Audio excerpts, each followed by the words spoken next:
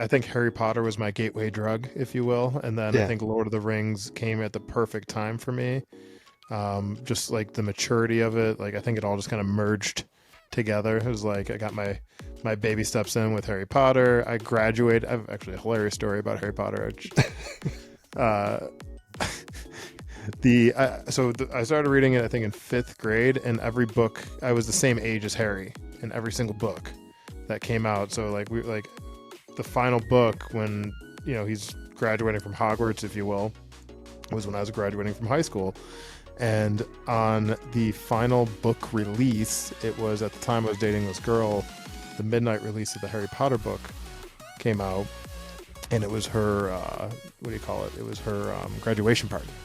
And Mm. I left my high school girlfriend's graduation party where everybody was like drinking and had tents and they're all staying there. I left to go to the midnight release of Harry Potter to get the final book, and I read it in a day. You're a And it's a big wild man. book. And the reason why I read that in a day was because, spoiler alert, the book I think it's the fifth. There's a sixth book. It's either fifth or sixth. I can't. My mind's literally escaping me right now. But where Dumbledore dies, Mm. uh, it was ruined for me on AIM.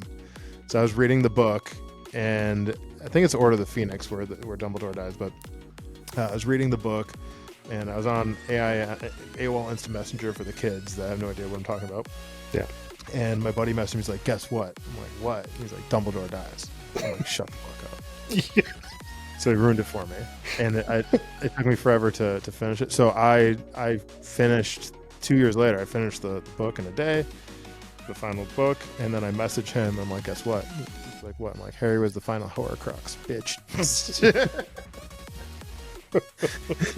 And yeah, so I got him that way. But yeah, that was Harry Potter was my gateway into